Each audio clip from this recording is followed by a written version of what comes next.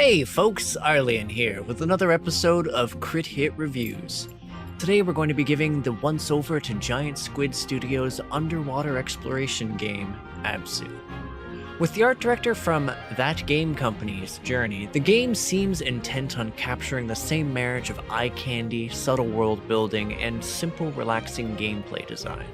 But does Abzu truly manage to follow in the footsteps of its predecessor, or is it simply treading water?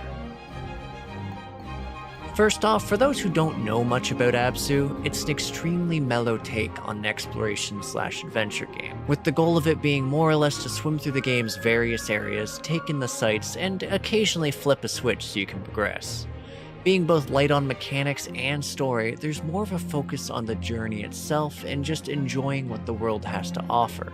In fact, the mechanics at play are fairly simple, which reflects in the control. Oh, wait. They actually managed to fuck this up. Despite being a somewhat recent release, Abzu manages to commit a number of pretty basic faults in the core aspect of its game design, namely its controls. Nothing is rebindable, so people using non-QWERTY keyboards will either need to get a controller or find a means to manually rebind what their respective keys do. I personally found the keyboard controls fairly unpleasant, especially because I couldn't really adjust the sensitivity of them. Admittedly, you can't adjust the controller sensitivity in the game either, but at least you have the analog sticks. Hell, the Steam page itself states that the controller is strongly recommended, and I'd completely agree.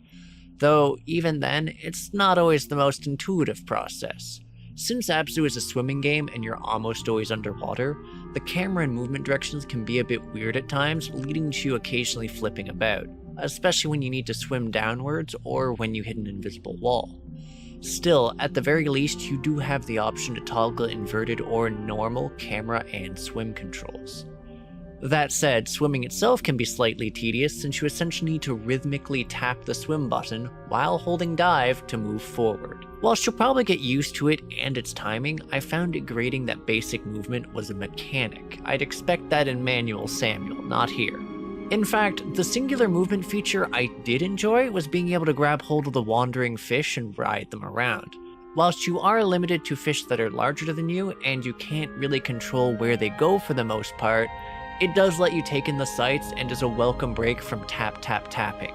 I mean, there's also a cartwheel button, but it doesn't really do anything but look pretty, so I'm not sure it counts as movement. Oh, and to add to my gripes, and while we're on the whole topic of movement, there's a segment of the game where you're out of the water, and though you no longer have to tap to move forward, your only movement speed is a pained penguin waddle. So, not an improvement there, guys. That said, there were aspects about Abzu's gameplay that I did find enjoyable, such as the simple act of navigating around the levels. It's generally a fairly leisurely process that you aren't rushed through. There's never really the threat of a game over around the corner, and there's some interesting things that you can find if you get really snoopy. For those who are collectible hunters, there's seashells you can hunt down and which serve as further motivation to explore its lush environments, as well as semi-hidden coral circles. When activated, these circles release a type of fish into the environment, populating the waters with critters that wouldn't be there otherwise, and which you can now observe. And the game certainly does provide you with the means of observing these creatures, considering that there's a number of shark-shaped statues, say that fast, which serve as meditation points, allowing you to take a break from actively exploring to instead swap your perspective to a fish within the statue's range and watch it interact with other creatures. Or eat them. It's also a more tolerable way for the game to tug on your slave and ask you if it's handsome enough right now, as opposed to its more gratuitous camera pans and mini cutscenes whenever you pull a switch of some sort. Like, yes, Abzu, you're very pretty, but I don't really care about sitting and watching the water pour repeatedly while underwater. Or the chain slowly unspooling and opening a door, please let me swim in circles. And no, the puzzles aren't complex enough that I need my hand held and hints given by not-so-subtle camera arcs during said scenes. Anyways, that's about what you can expect as you glide through the game's various stages, though there's at least some lovely scenes waiting for you, and some of the transitions between areas are exquisitely crafted swimming sequences. The only major gameplay twist, other than briefly needing to walk around, is that you do eventually get a buddy that you can ride around on consistently late in the game. Spoilers. Alright, so moving on to the story, ABZÜ definitely follows a more show-don't-tell type format, foregoing any form of written or spoken dialogue in favor of providing a detailed world in the form of its architecture and the interaction between creatures and objects. Essentially, you're a diver in the middle of an ocean in the process of both exploring the ruins of a sunken civilization and restore the waters/sea creatures as you go along. Anything deeper than that is more or less left up to the player's interpretation, since whilst the game is fairly cinematic, nothing's really ever explicitly said.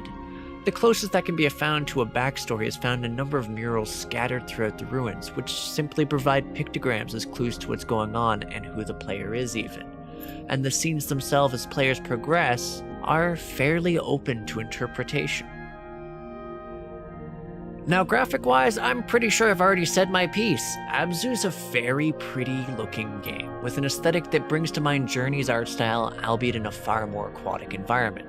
I found it fairly appealing, and everything was clear for me, though I did take issue with the inability to detect where invisible walls were, especially in darkened areas, since getting flipped around could become rather disorienting.